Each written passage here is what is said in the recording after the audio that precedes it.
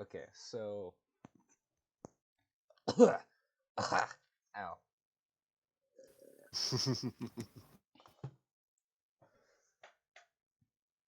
Damn.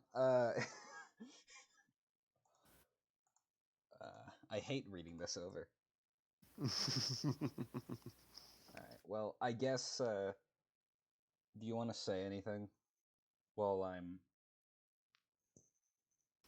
while I have um, it open and recording? Meni не нравится яйцо. Яйца. Не имеет. м, м, Да. Well, all right then. What an absolute gentry. I have no idea what you said, but I'm not going to ask on what it was either. Похуй, блядь. Ну, неплохо, мне не нравится есть. Are you eating food?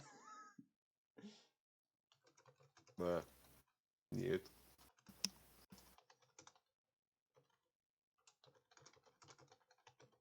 Mm. Alright, continue. Fair enough. Anyway, so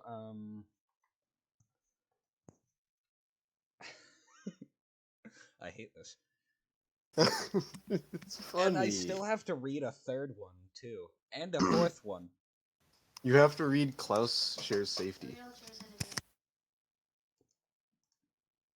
Are you alright? Yes. Okay.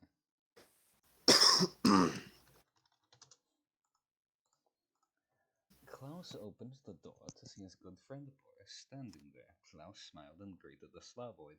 Hello, Herr Boris. Come, come. We have fun activities ahead, he said, and Boris entered his home.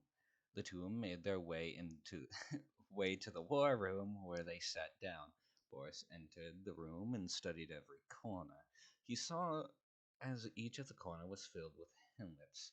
There were so many helmets that he could not see the walls, only helmet. In the center of each wall was a helmet.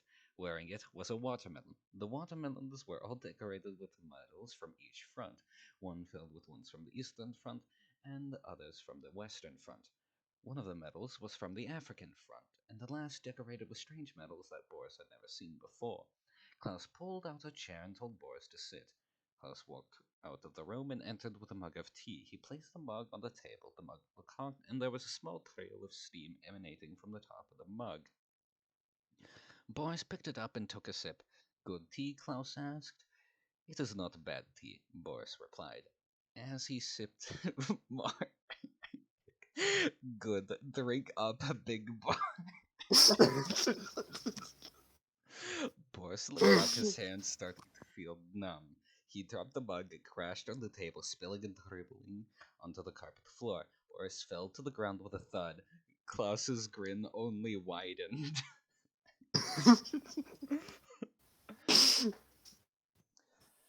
As Boris slowly started to regain consciousness, he saw Klaus standing below him. Boris had been mounted to the wall in a restraining pod. The cold metal bars pressed into his skin. Let's play a game, Boris, Klaus said, and he held a melon and a roll of duct tape.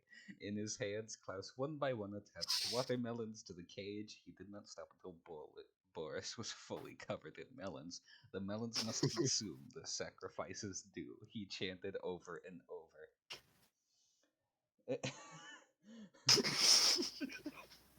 Absolutely no proper transitioning. Klaus entered the room that he put Boris in once more. He saw a shell of what was once a mighty man he had first placed in the pod. Did you enjoy the melons? He asked him. Boris lifted his head and looked up at Klaus.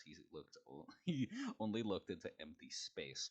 Klaus let Boris down and he fell to the ground. I've put many panzerfausts around my complex. Find them, Boris, and then you will find and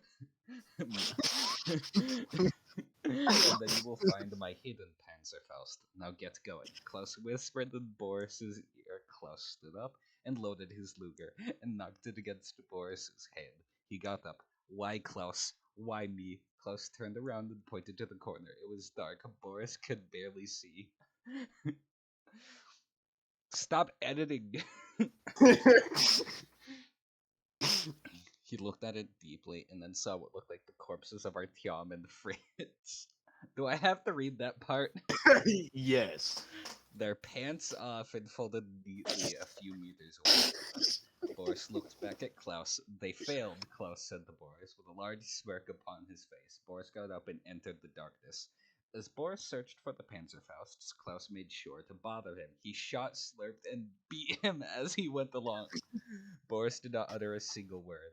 Okay, Klaus, I have played your game. Let me go now, Boris pleaded. Klaus looked at Boris and said, "No, you still haven't found my hidden Panzerfaust. I'll give you a hint: the balcony." Boris looked around. He saw a staircase leading up. When Boris and Klaus got to the top, they saw a city landscape, a beautiful mixture of man-made and natural life.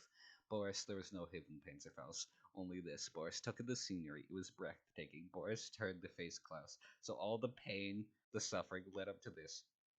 Yes, Boris, this view is my favorite.